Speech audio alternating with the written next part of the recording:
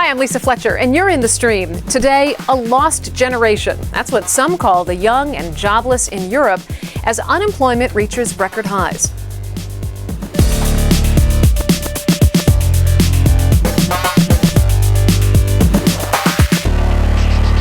Malika Bilal is across the table, as always, looking out for your live feedback. Malika, this is a huge challenge facing Europe. It has some kids taking to the streets, others expressing their frustration on the web. What are you seeing? Well, we asked our community if this youth unemployment in the EU could mean we'll see a new lost generation, and they answered.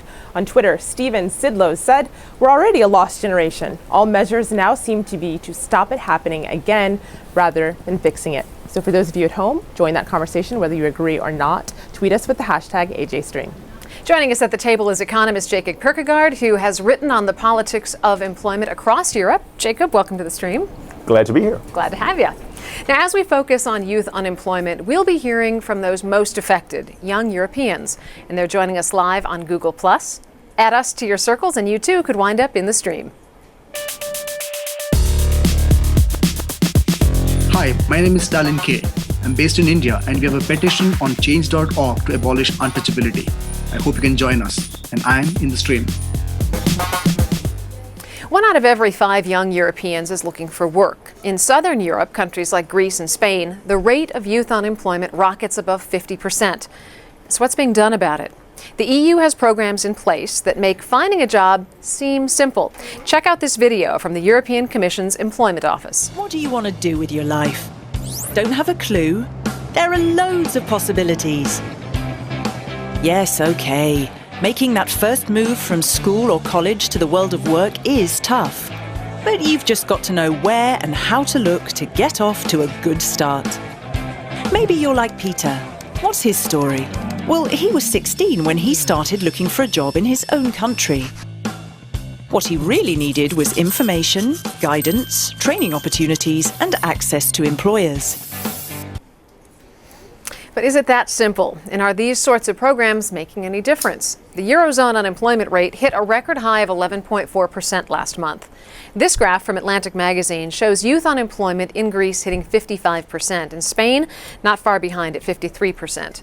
The European Union average is 22% for those less than 25 years old. Joining us to discuss the social, political, and economic fallout of what some have called Europe's lost generation is Commissioner Laszlo Andor. He is the European Commissioner for Employment. He joins us via Skype from Brussels. Laszlo, welcome to the stream. Very good evening. So you've said, quote, "Without decisive action at the EU and national level, we will create a lost generation." What do you mean by that? Well, this crisis has already lasted for about 5 years. And the impact is very serious. Europe has a record high unemployment rate, and especially for the young generation, and especially in the southern countries, the situation is really dramatic. We shouldn't underestimate the possible social consequences of this, and also the negative impact on the European economy. If these people cannot join the workforce because of the economic situation, because of the malfunctioning of the labor market, this is going to be a lost potential for the economy and the lost generation for the society. So you're essentially saying that this is going to handicap them for years to come. Well, this has already made a strong negative impact on Europe. It's an individual situation and very bad, but also for the societies where the unemployment rate is so high, and especially for the youth. This is a major social problem, of course. Well, you mentioned that the situation is dramatic, and I'd like to get a personal story now from our Google Plus Hangout.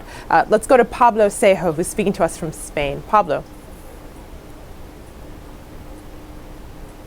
Hello. Well, first of all, thank you for having me. Well, I'm 24 years old. I went to school in the States, and unfortunately, I made the mistake of coming back to Europe, to Spain, where home was. And currently, I've been unemployed for about 8 months right now. I've been basically just trying everything to find a job. Am I unmuted? You're good. Okay.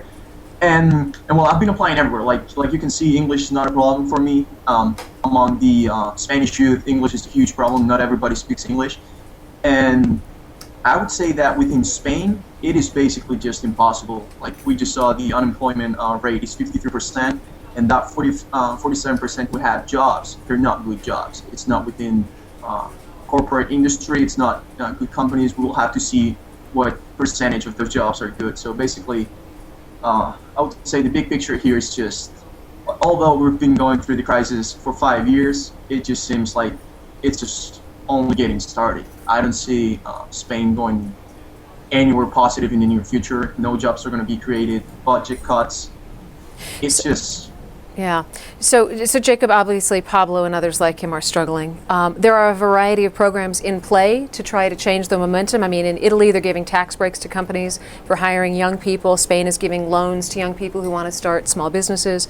You know, in France, the president is suggesting reimbursing 75% of the salary for young people that get hired. Are any of these programs working? Well, I think on the margin, they're all well-intended and beneficial. But I think we need to be realistic and say that as long as the macroeconomic picture, as long as the recession, in the case of particular a place like Spain, is as deep as it is, and unfortunately, I think it's going to be like that for at least another 12 months, in the case of Spain, before you start seeing an economic recovery. Until that, the cyclical turnaround of the economy as a whole takes root, these additional programs that you described are really sort of like Band-Aids. They may be able to help a bit on the margin, but they're not fundamentally going to create a lot of jobs. What about the amount of money that the EU has put in? I mean, it's going to be a total of somewhere around $10 billion for one of the programs that they're working on. Well, I think as the money that the EU spends on, for instance, teaching young people in Europe how to look for work, and basically on general retraining opportunities and platforms to show where jobs can be found, etc. I think that that's all good. And again, it's very well intended. But I think when sort of matched against the headwinds of a very significant economic recession in most parts of the Southern Europe, and also the fact that these countries have only begun to reform their very restrictive labor market practices, that we shouldn't forget actually meant that youth unemployment in many of these countries, even before the crisis began, was already very, very high. And until you have these two things, both a reform of the institutions and the rules and regulation that dictates and that determines how and under what circumstances you can be hired and not least fired in an economy, and a broader economic rebound, you're not going to be able to really address this problem. Commissioner Andor, high expenditure for just marginal gain here? Could you repeat, please? High expenditure for marginal gain. A lot's being pumped in. Is enough coming out? Well, it is true that the youth unemployment is linked to the overall macroeconomic situation, and if there is a recession, of course, it's bad for employment, and if there is austerity, it's even worse for employment. But the Spanish situation is more complex than that, because we cannot forget that this country had a development model which was linked to property and tourism. And these sectors, before the crisis, attracted too many young people. There was a seduction away from training and away from further education.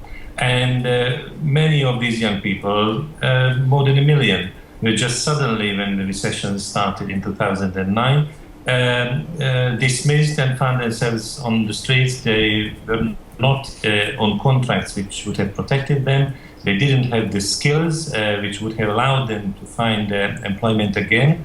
And they were not sufficiently mobile, lacking also language skills, which would allow them to see and take advantage of opportunities, vacancies that exist in other European countries. So there's a complexity of several problems, and the combination of these resulted in the very dramatic situation which Spain has had. Well, Commissioner, there's some questions here for you on Twitter. Amanda asks, how do you face the unemployment issue given the probable EU's fund reduction in the next budget until 2020? Well, of course, the discussion on the long-term budget of the EU is very serious. I have always argued for a continuing robust cohesion policy in the European Union and a reinforced European Social Fund. The ESF is the main source for programs in the European Union that can support employment in various ways, from training to other job creation programs, and also boosting the opportunities of the young people. And if the ESF does not get a secure funding in the next financial framework, of course it is very bad news. But there is still quite some time. I think that's an interesting point. I want to let one of our Google Plus Hangout members jump in here. Yanis Babalias from Greece. Go ahead. Hi. I hope I'm new to this thing. Well, there's two things I would like to add to this conversation. The first one being that saying that this generation actually lacks in skill, especially that is, I think it's quite untrue, because if anything, especially in the South, and because of a decade of prosperity, this is one of the most well-educated and most well-trained generations that we've had. And the second part is that nepotism is the root of the problem that caused these countries, southern countries, to have high youth unemployment in the first place. Well, it's part of the crisis, it's part of the problem, and it's part of the old status quo that actually brought us here. It needs to be addressed, not by throwing money at it. Well, Jacob, do you want to address that? No, I mean, I think this is absolutely a very, very important point, because exactly one, it's not a lack of skills, because objectively this is the best educated generation that you have certainly ever had in Spain, Italy, Greece, and elsewhere. So it's not a skills problem. I would say, and on the point about nepotism, I think I would put it in a slightly different way. It comes back to these rules in the labor market. That you have, at least until the beginning of the crisis, and in some extent still do, that tends to make it very difficult, and it protects older workers in the workforce, make them very, very difficult to fire. That's particularly in Greece and Italy, right? It's particularly in Greece and Italy, but it's also true in Spain. And it creates this so-called dual labor market, where you have one group of typically older workers that are heavily protected, very difficult to lay off. And then on the margins of the labor market, you have people trying to get into these protected, or if you want, nepotistic type of jobs. But it's very, very difficult. And they tend to end up on very low paying, very sort of insecure, flexible contract. That means that because they're very cheap to lay off, as soon as the economy takes a downturn, you will disproportionately choose to lay off young people, typically also women or immigrant communities that also tend to be on these types of contracts. So that's what you need to address, this duality in the labor markets before you can really get to the heart of the problem. Well, the Party of the European Socialists is actually calling for a European-wide youth guarantee. Let's take a look at this. This will be a new agreement with young people, a secure path to the job market. It gives young people a chance of a new job, a training place, or further education. Our youth guarantee will be activated at the latest 4 months after a person leaves education or becomes unemployed. Thanks to PES member parties, the youth guarantee already exists successfully in Austria and is being introduced in Finland and Luxembourg. Every year, youth unemployment costs the European Union more than 100 billion euros. By redirecting 10 billion from the unused resources of the European social funds, we can bring 2 million young people out of unemployment by 2014. All right, I want to go to our Google Hangout with this. Peter Matjasic, you're the president of the European Youth Forum. I know this is something you believe in, but is it really feasible? Guaranteeing every young person a job or advancing training just sounds really expensive. Hello, good evening, everyone. Indeed, it's a policy of youth guarantee that we have been promoting through several years now, and we are glad that the Commission has finally taken on board this idea. However, let's make it clear, this is not some socialist plot. This is not about giving a job to someone automatically.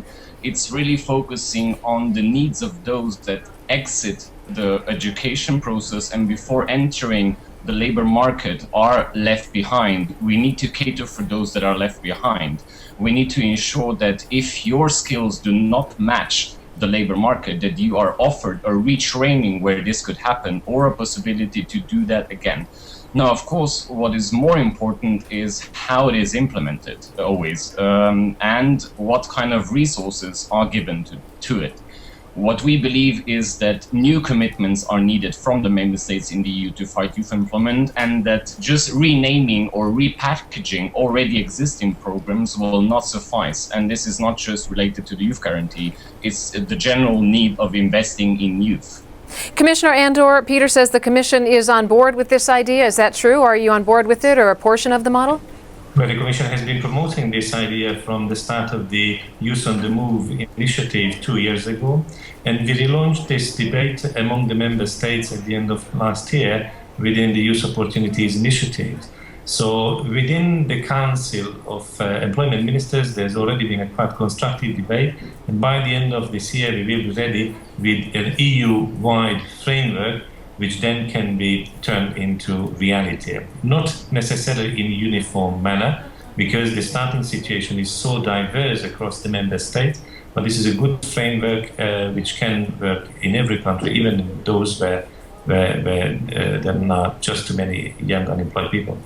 Well, Jacob, I want to shift gears a little bit and talk about one place that our community seems to think is doing it right. Maria on Twitter says, I don't think Germany suffers as much from the euro crisis. In fact, it's considered the safest labor market in the EU for young people. Is this an outlier? Well, I mean, first of all, Germany doesn't have the macroeconomic downturn that you see in the peripheral countries of Europe. So the sort of overall economic situation in Germany is just far better. And then there is also this element that actually Germany did, going back to 2003, 2004, 2005, did a very large number of structural labor market reforms that made the German labor market a lot more flexible. And these are, in my opinion at least, the kind of reforms that also needs to be implemented now and is gradually being implemented in places like Spain, Italy, and the other smaller peripheral countries. So Germany has both an economic and a sort of a timing advantage for doing better right now. But then Germany also has traditionally had a so-called apprenticeship model, which is very heavily reliant on taking the share or the young people who do not go to university and putting them through an apprenticeship model, which means that they basically from a young age go to a workforce and are trained in a specific craft, which again means that the likelihood that they will find themselves without jobs and retraining opportunities in the German model is just fundamentally a lot smaller than it is in a number of other European countries. Well, speaking of craft and innovation, I want to go to our hangout. Tomas is speaking to us from Belgium. Tomas, go ahead. Hello, good night. My name is Thomas. As you said, I'm from Belgium. I'm 22 and I'm a young entrepreneur. My company brings innovation into the HR sector, and that means that we are organizing job fairs, and we're adding the NFC technology to the fairs to get young people in an interactive way, to bring young people in an innovative way in contact with companies, big companies, to get jobs, of course. This is quite scary because it's an unstable market. We're a startup. 4 people have to live from what we do, so that's difficult. But we maintain and we fight, we struggle, but we are until now surviving. So Thomas has found a way to sort of make lemonade out of lemons, but whenever there is a tough circumstance, it forces people to dig deep. It forces you to get creative. Are you seeing any sort of innovative upside to what's going on? Well, certainly. I mean, in any crisis, there is sort of a crisis, meaning making the mother of all necessity. And I think you are starting to see that. I think you are starting to see geographic mobility within the European Union is actually increasing quite a bit. So people are young people particularly, are much more willing to cross national borders and go to areas where the economy is doing better. That's one source of innovation, if you like. And then, of course, there are people like the participant we just heard, whose name unfortunately now escapes me. Thomas, who are taking matters into their own hands. And I think that that's an enormously positive development, but it's also a development that needs to be, or that is facilitated by having a broadly more flexible labor market and broadly more flexible product market. So there's a whole sort of business environment that needs to be improved in a lot of Southern European countries in particular to make it easier for people like Thomas to succeed with his entrepreneurship. Commissioner Andor, we've got less than a minute until the main show ends. I'd like to give you the last word. Well, let me just say that in our strategy, we have to focus on both the demand side and the supply side. I disagree with those who downplay the role of skills. We also have a skills mismatch. It's not true that the education and training systems of Europe produce the right mix of skills for the young people which the economy needs. We need education and training reforms in these countries. The crisis should be a huge motivation for these. Going to have to stop you there, Commissioner, but I'm going to ask you to pick up that thought when we continue in our post-show. It's streamed on aljazeera.com. But first, we want to get to Malika, who's got a few other leads that we're following.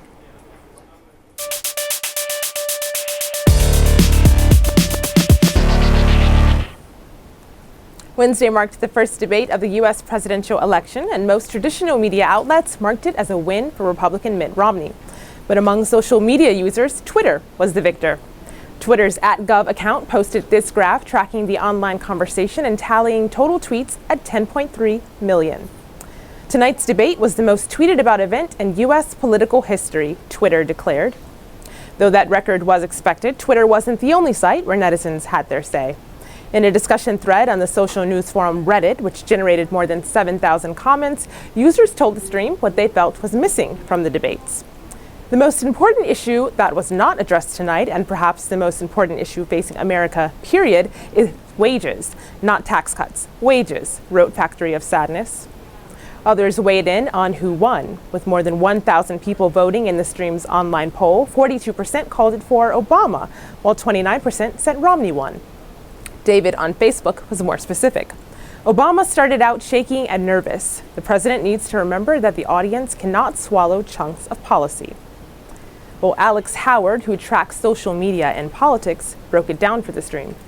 We'll see people be able to use this combination of social media and legislative data and video to create much more cohesive, longitudinal pictures of candidates and to hold them accountable once they get into office.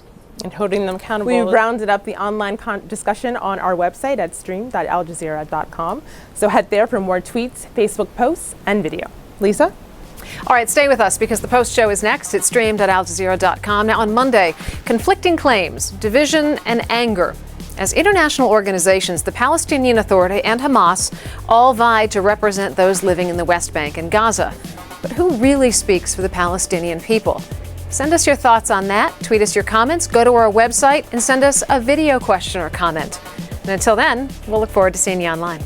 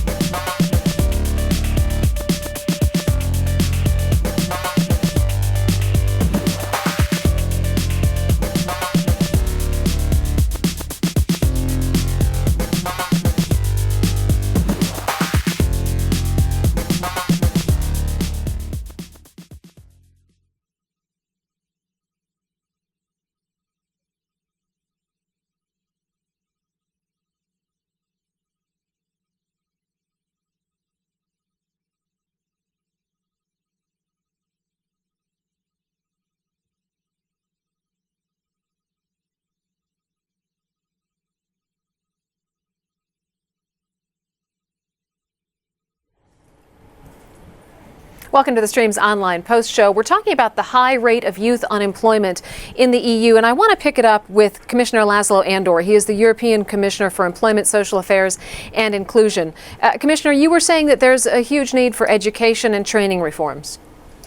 Yes, indeed. This is one of the reasons why many young people don't find employment now. There are actually efforts through bilateral but also EU-wide frameworks to help, for example, Spanish young people to German jobs. But very often this is not possible because the Spanish youth is not trained according to the needs, and that's why it's very important to modernize the education and the vocational training system in Spain, and especially, for example, develop language skills. I was recently in Ireland, where it was pointed out that a country which is not very strong in teaching foreign languages is in a more difficult situation now than as compared to those where they teach 2, 3, or maybe more foreign languages very easily. Well, there's a tweet here from a member of our community, Ashebi, who says it's time young people around the world started looking for more global solutions to this problem and stop waiting for their governments. One of those people that is looking for a global solution is Peter in our Hangout. Peter, you had a follow-up. Oops, yeah. Hi, indeed. Well, I think what's the most important thing, I tend to agree with Commissioner Andor because we are aiming at the same things at European level because both of us work at European level. But let's not forget that if we have a single market at the EU level, if we have the same movement, freedom of movement for capital, we should make sure that all the obstacles that are still there for people, for labor to move around Europe to be abolished. And we need to ensure that young people who are trained in any given country have the same standards to which they can live up to. However, whatever measures member states are taking at national level need to be an answer to the needs and expectations of the young people who are looking for employment. So what is crucial is that we have regular and meaningful involvement of the youth civil society when it comes to devising those measures. Because what I'm missing here in terms of all the economy talk that we have had so far is a bit of the policy approach that we aim at European level and at national level to ensure that there's a bit more coherence on this topic, because that's what we need and that's where the EU can act. It's up to the member states to enact and implement those things after all. Commissioner Andor, getting beyond the immediate economic issues, there are some other issues at play here. When you have a long term of youth unemployment, you have depression, you have higher crime rates, you have lower birth rates. How concerned are you about these additional issues? Yes, these longer term social consequences can be serious. Plus, you can also mention that from the countries that have experienced the most severe recession in the recent period and high youth unemployment, there is an outward migration from Europe. So it's not simply that they would start looking for jobs in Germany or Sweden, where the environment is now very welcoming, and they would like to see foreign people who are well trained coming to the labor market. But the language connections are stronger. So Portuguese youth prefer to go to Angola or Brazil. The Irish go to America or Australia. And this is not only a loss to Portugal or Ireland, it's also a loss to Europe as a whole. So that's also why the European education system, the European labor market is very, very important for developing all these in the coming years. Jacob, something we haven't had a chance to get to, and it's really important, is the difference between rate of unemployment and ratio of unemployment. When we're talking about these huge numbers, like over 50% in some countries, what does that really reflect? Well, the 50% is obviously a great headline grabber because it's dramatic and it basically sort of gives the indication that, well, literally every other young person in a country, say, of Greece, like Greece or Spain, is unemployed. But the reality is it's 50% of the young people in these countries that look for work, meaning those who are not, in education or otherwise in other types of training. So it's 50% of a much smaller share. Typically, it's only about 50% or maybe about 30%. So the true share of young people, say between 18 and 25, that are actually unemployed and looking for work is probably only about 15%. So does that mean that there is a countrywide overreaction occurring? No, I don't think you can call it an overreaction, because 15% youth unemployment is a very high number. It's not quite the sort of catastrophic 50%, but it's certainly something that should spur political leaders at the national and at the EU level to take urgent action, because otherwise you do run this risk of, I wouldn't go as far as to say a lost generation, but it is a well-known fact that there is this, if you are coming out of education and you do not get a job relatively quickly after graduation, your lifetime earnings suffer a very significant hit, because you are not going, say, if you go unemployed for the first 2 years after you graduate from university, you're not going to make up for that lost 2 years when you get a job. You're basically going to have a permanently lower income than you otherwise would have. So getting people from education into work rapidly really is an urgent necessity. Well, I want to take us back to something that Peter in our Hangout said a little bit earlier, and he said, out of all he's hearing, what he's not hearing is specific policies by governments. And that leads to a tweet from Solio, who says, the EU should push for proper structure and go through credible institutions rather than the government. Structure. Is this a structural problem? Is the structure I think that there is a lot of structural issues here, but it's very important, I think, to also keep in mind that on many of these issues about labor markets, the EU doesn't have a whole lot of jurisdiction. It doesn't have a lot of power. It is actually overwhelmingly still in the hands of national governments to act.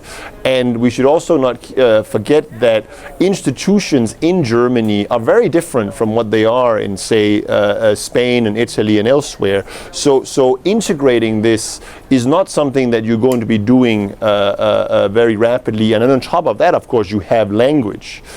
So the idea that you can sort of superimpose a European structure onto this in any meaningful time frame, I'm not saying you can't do it in 20 or 50 years, maybe you could, but it's not very relevant for today's young people.